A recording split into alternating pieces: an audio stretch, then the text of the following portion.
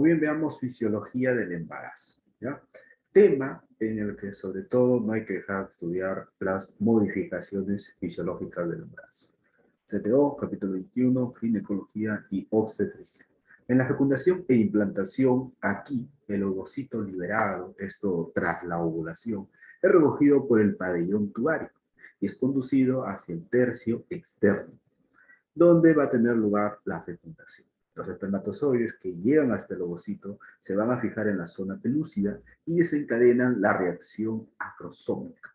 ¿Qué consiste esta reacción acrosómica? En la liberación de las enzimas contenidas en el acrosoma y que producen la hidrólisis de la zona pelúcida, ¿ya? Que es donde el espermatozoide llega y se fija en la zona pelúcida del ovocito. El primer espermatozoide que llega al espacio perivitelino se fusiona inmediatamente con el ovocito.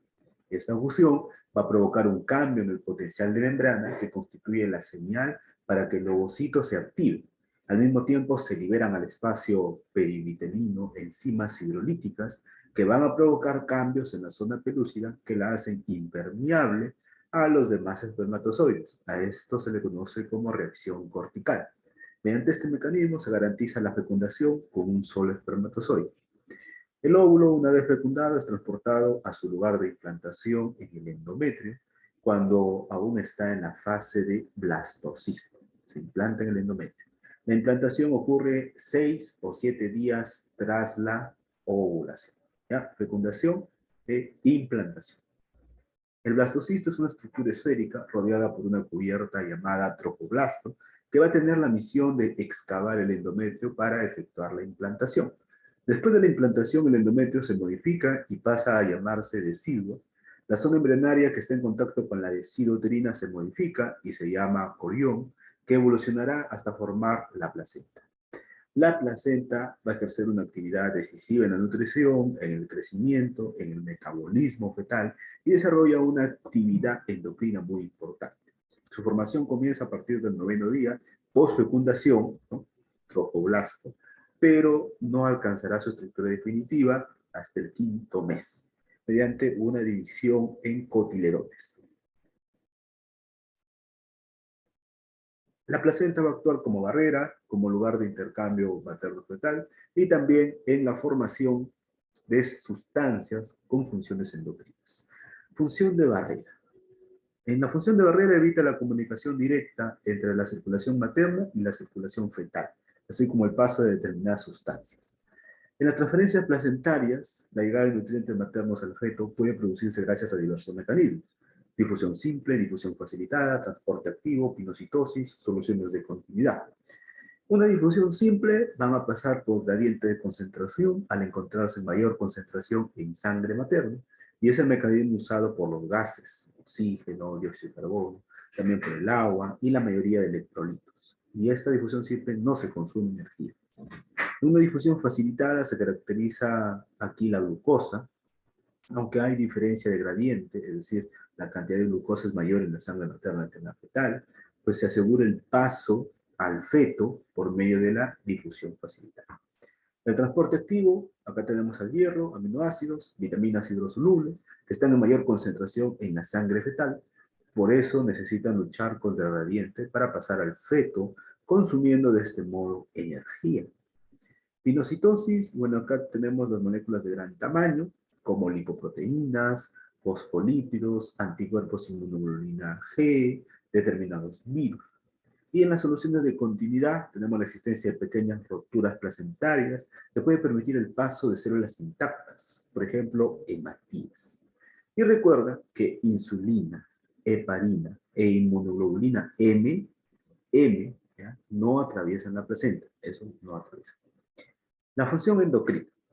Respecto a la función endocrina, vamos a hablar de la gonadotropina coriónica humana, la HCG, gonadotropina coriónica humana, que es la encargada de mantener el cuerpo lúteo, tiene una función biológica parecida a la LH, la hormona luteinizante, y se detecta en la sangre materna tras la implantación. Luego de cuánto tiempo se daba la implantación en el endometrio, luego de 6 a 7 días. Sus niveles aumentan a lo largo del primer trimestre, alcanzando el máximo alrededor de la 10ª semana. ¿Ya? Estamos hablando de 50.000 miliunidades internacionales por mililitro. Y luego de esta 10ª semana empieza a disminuir. La acción fisiológica de la gonadotropina coriónica humana tiene función luteotrófica, que es sin duda la más importante de esta función, que mantiene el cuerpo lúteo las primeras semanas hasta que la placenta es capaz de sintetizar progesterona. ¿Ya? Síntesis que en las primeras semanas de gestación corresponde al cuerpo lúteo, la progesterona. Esteroidogénesis, aquí intervienen en la síntesis de gestágenos, andrógenos, la estimulación de la secreción de testosterona por el testículo fetal y del DHEAS por la suprarrenal, así como cierta acción de la FSH a nivel del ovario fetal y también tiene una acción tirotrópica. Respecto al interés clínico, bueno, para el diagnóstico de la gestación, para el diagnóstico de patologías sustitutivas también. El diagnóstico de gestación se detecta en sangre materna a partir de la implantación y en orina a partir de la 5ª semana de amenorrea. Es la sustancia que detectan en orina los test de gestación. Y puede existir falsos negativos. Eso es correcto. El diagnóstico de patologías obstétricas, tenemos niveles aumentados que pueden orientar hacia embarazo molar, embarazo gemelar, embarazo cromosomopatías o tumores productores de HCG. Niveles disminuidos sugieren un aborto y también se usa en el diagnóstico y en el control de la gestación ectópica. Ahora veamos el lactógeno placentario. El lactógeno placentario, HPL, va a asegurar el suministro de glucosa fetal. Se detecta en sangre a los 5 a 6 días post-implantación, aumentando progresivamente sus niveles a lo largo de la gestación. Va a haber una meseta a las 34 a 36 semanas, pues se encuentra en relación directa con la masa placentaria. Y luego de ello tenemos la acción fisiológica. La acción fisiológica asegura el suministro de glucosa, estimula la lipólisis materna y los ácidos grasos formados, disminuyendo la acción de la insulina, produciendo así hiperglucemia materna y con ello un mayor paso de glucosa al feto, sobre todo a partir de la segunda mitad del embarazo. Y también tenemos la preparación de la glándula mamaria para la lactancia, que aunque su importancia es muy inferior a la importancia pues, de la prolactina. Y también tiene una pequeña acción como hormona de crecimiento fetal. Respecto al interés clínico, es prácticamente nulo, a excepción de su relación con la masa placentaria. Ahí sí. Pues acá vemos en esta figura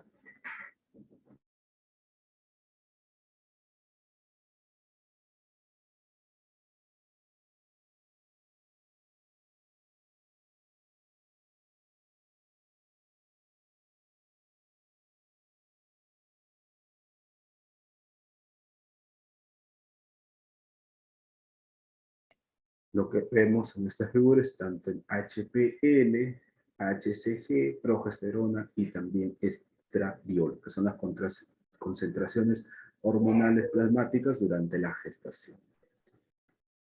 Bien, en las hormonas esteroideas, ¿ya? Los precursores los aportan la madre o el feto, ya que la placenta carece de hormonas esteroideas. Estamos hablando de progesterona, estrógenos, estriol también. Y vamos a tener lo siguiente. A ver, la progesterona, sintetizada por el cuerpo lúteo materno durante las 7 a 10 primeras semanas, va a ser fundamental para el comienzo de la gestación. Y a partir de la 10ª a la 12ª semana, la producción de progesterona se debe fundamentalmente a la placenta. El principal precursor de la progesterona es el colesterol materno, y esta a su vez sirve como importante precursor en la esteroidogénesis fetal. Aunque son necesarios niveles adecuados de progesterona para el bienestar fetal, no es un buen marcador de bienestar, ya que ante estados como la anencefalia o la muerte fetal, los niveles de progesterona pueden persistir altos durante semanas. Respecto a los estrógenos, en su síntesis interviene la madre, interviene el feto, también interviene la placenta. La madre y el feto actúan como fuentes de precursores que en la placenta se convierten en estrógenos. La estrona y el estradiol son sintetizadas a partir de la DHEAS que le llega desde las suprarrenales maternas y fetales. El estriol para su biosíntesis es preciso un precursor que es sintetizado en el hígado y la suprarrenal fetal. A nivel de la placenta, el sulfatado y aromatizado y posteriormente pasa a la circulación materna. y es útil como marcador de bienestar fetal también. Disminuye en cromosomopatías y está ausente en la mola completa. RAP-A es una proteína placentaria asociada a embarazo y es sintetizada por el sincito trofoblasto durante todo el embarazo. Es útil como marcador de cromosomopatías. Y en otras podemos encontrar SP1, una glucoproteína B1 específica del embarazo, que se desconoce su función y sus niveles aumentan a lo largo del embarazo. Damos un cuadro de hormonas en el embarazo, de acuerdo al precursor, similitud, inicio, su máximo, el fin y su función. Progesterona, estriol, HCG, HPL, el lactógeno placental. El precursor de la progesterona, el colesterol. Precursor del estriol, va a ser fetal, ¿no? En hígado y suprarrenales. Ahora, la similitud del HCG va a ser subalfa, ¿no? Va a ser TSH, LH, FSH, y de HPL es la GH.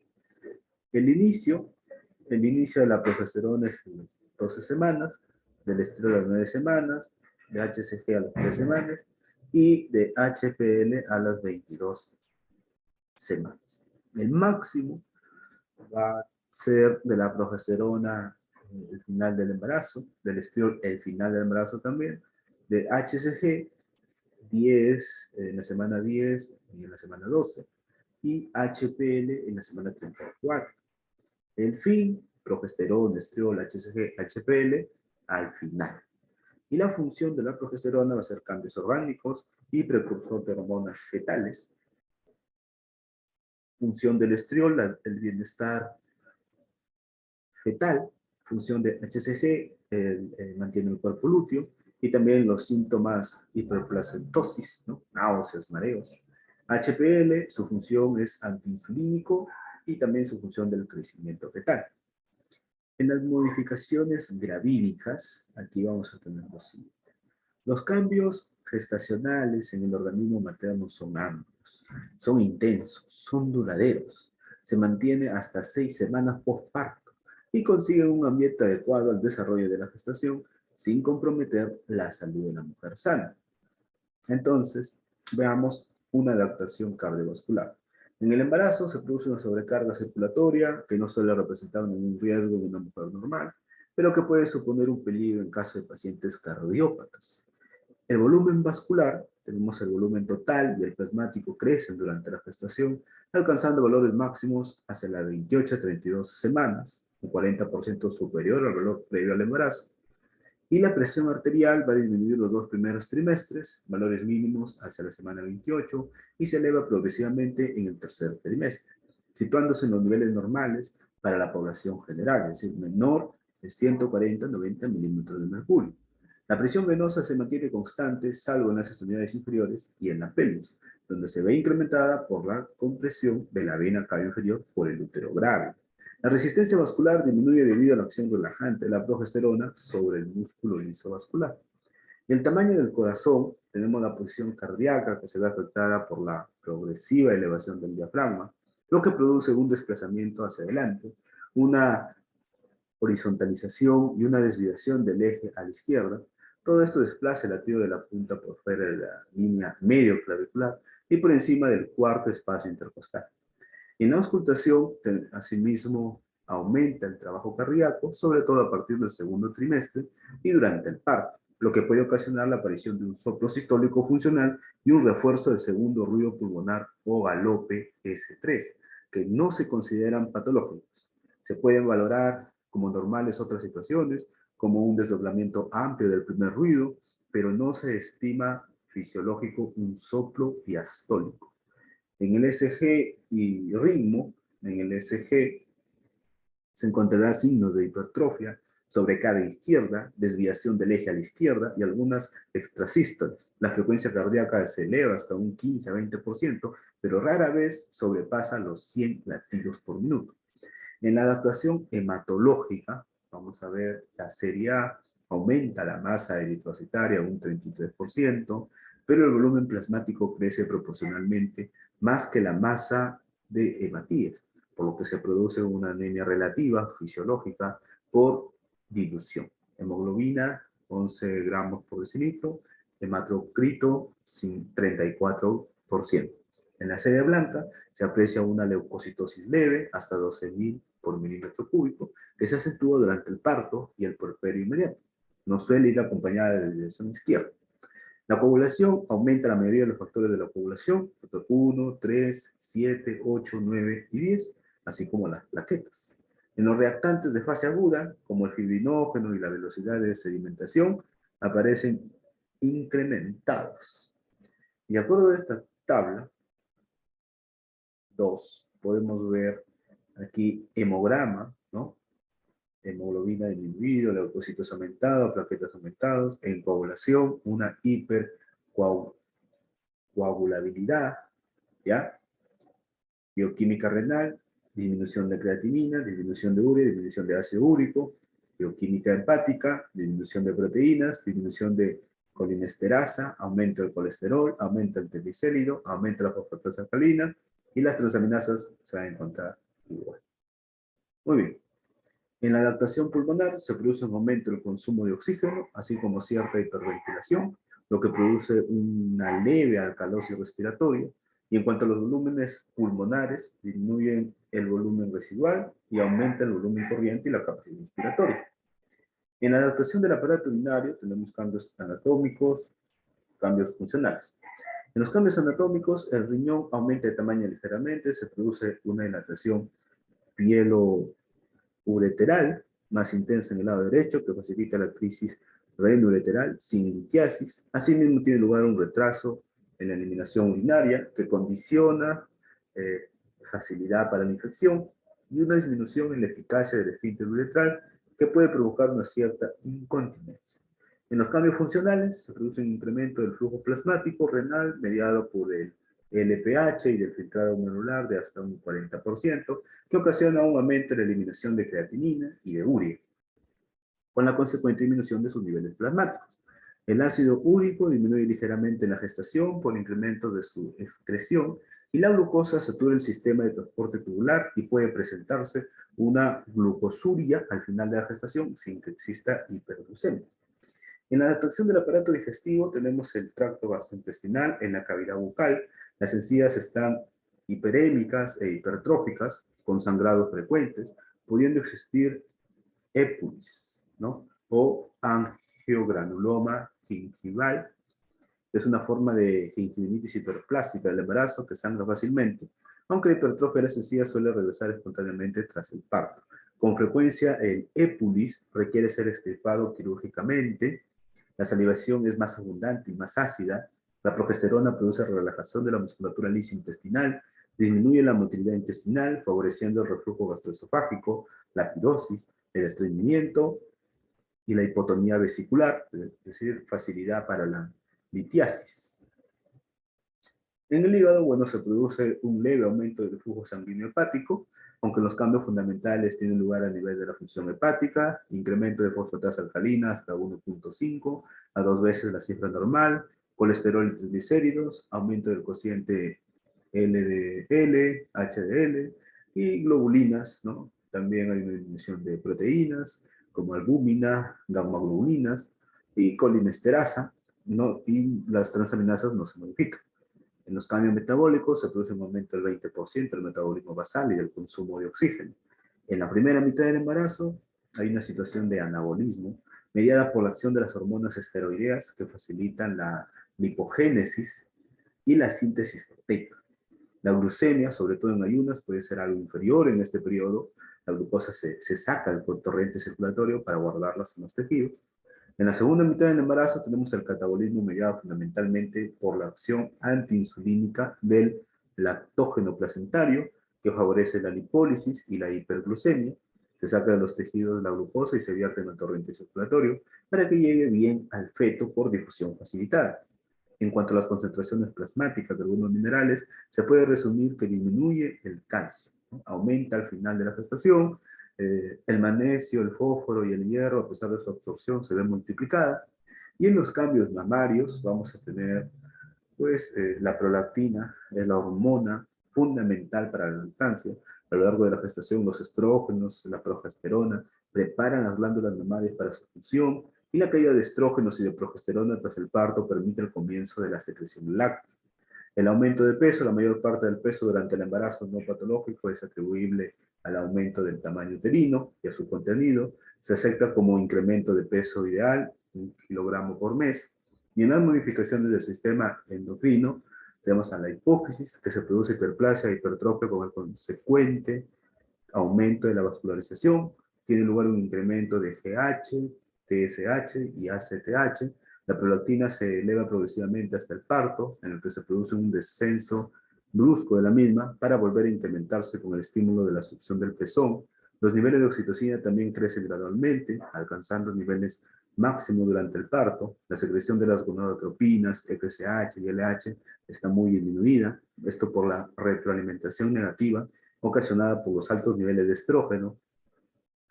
Tiroides, se produce un aumento de tamaño. En conjunto existe una estimulación tiroidea que puede favorecer la voceogénesis. El páncreas, hay una hipertrofia, hiperplasia de los islotes de las células beta. Tras la ingesta se ocasiona una hiperglucemia con hiperinsulinemia prolongada que asegura el aporte postprandial al feto. En la suprarrenal, el cortisol sérico se duplica, se produce un aumento de la actividad de la aldosterona, secundario un incremento de la actividad de la renina plasmática, así como del capital total de sodio, y también se encuentra elevada la testosterona. En los cambios dermatológicos, cabe mencionar las estrías gravídicas y las arañas vasculares, y es frecuente la hiperpigmentación en la vulva, el pubis, el ombligo, la línea alba y las areolas. La hiperpigmentación en cara y en cuello da lugar al cloasma gravídico debido a la estimulación de la MSH mediada por la progesterona. Y es frecuente observar la hiperplasia glandular sebácea mamaria, ¿no? Los tubérculos de Montgomery. Entre las ideas claves, bueno, antes de entrar a ello, recordar los cambios de la gestante. Tenemos cambios cardiovasculares, el volumen vascular aumenta durante toda la gestación, la presión arterial va a disminuir en el primer y segundo trimestre y aumenta en el tercer trimestre. La auscultación, hay un posible soplo sistólico funcional, el tamaño cardíaco, hay desviación del eje a izquierda, la frecuencia cardíaca aumenta, cambios endocrinos, la hipófisis aumenta GH, aumenta TSH, aumenta ASTH y prolactina, y la tiroides aumenta el tamaño. En cambios pulmonares, la ventilación aumenta, lo cual causa una alcalosis respiratoria. Cambios nefrológicos, la función renal aumenta el filtrado glomerular y disminuye creatinina y urea sérica. En los cambios digestivos tenemos RGE, ¿no? Reflujo gastroesofágico, pirosis, estreñimiento. En el tubo digestivo hay disminución de la motilidad. En los cambios hematológicos, serie roja, hay una anemia relativa fisiológica. En la serie blanca hay leucocitosis leve sin desviación a la izquierda. Y en la coagulación hay un aumento de los niveles de los factores de la coagulación. Entonces, en las ideas claves a tener en cuenta son las siguientes. La placenta tiene una función de transporte. Los mecanismos fundamentales son la difusión simple, ¿no? Oxígeno, dióxido de carbono, agua y electrolitos, sin gasto energético. La difusión facilitada, aquí va a ser importante la glucosa, sin gasto energético. Y el transporte activo va a ser importante para el hierro, aminoácidos, vitaminas. Con gasto energético por luchar, obviamente, contra un gradiente de concentración y la pinocitosis para las moléculas de gran tamaño, como lipoproteínas, fosfolípidos, anticuerpos y virus. La placenta también tiene una función de síntesis hormonal, produce HCG, cuyos niveles máximos son durante el primer trimestre, ya que es la encargada del mantenimiento del cuerpo lúteo. Es de utilidad en el diagnóstico de gestación y el diagnóstico prenatal de cromosomopatías. También produce lactógeno placentario, sus niveles van a ir aumentando a lo largo de la gestación, y es la hormona que va a asegurar el suministro de glucosa al feto gracias a su acción contrainsular. En las modificaciones cardiovasculares que se observan son aumento del volumen vascular, descenso de la tensión arterial en el primer y en el segundo trimestre, y aumento fisiológico a lo largo del último trimestre. También aumento de presión venosa en pelvis y piernas, disminución de la resistencia vascular, aparición de soplos sistólicos, ruido de galope y desdoblamiento de los ruidos cardíacos, taquicardia y desviación del eje cardíaco a la izquierda. En las embarazadas aparece anemia a pesar del incremento en la producción del número de hematíes, provocada fundamentalmente por la hemodilución. Aparece la leucocitosis leve, pero sin desviación izquierda. Existe una situación de hipercoagulabilidad mediada por el aumento de la mayoría de los factores de coagulación, trombocitosis y disminución de la actividad fibrinolítica. A nivel renal se observa un aumento del filtrado glomerular, lo que va a suponer que la urea y la creatinina estén por debajo de lo habitual. También se va a producir una relajación del músculo liso, con lo que aparecerá una dilatación del sistema excretor, junto a un retraso en la eliminación urinaria e incontinencia de orina. A nivel digestivo, la modificación principal va a ser la disminución de la contractilidad del músculo liso, por lo que son frecuentes la aparición de estreñimiento, pirosis, el reflujo gastrointestinal, la hipotonía vesicular. Además puede aparecer unas encías hipertróficas e hiperémicas, ¿no? Una épulis. El hígado va a reducir la síntesis de proteínas transportadoras y colinesterasa, con un aumento de colesterol, triglicéridos y fosfatasa alcalina. Las transaminasas no se modifican por el embarazo. Y bien, eso ha sido con respecto al capítulo 21, Fisiología del embarazo.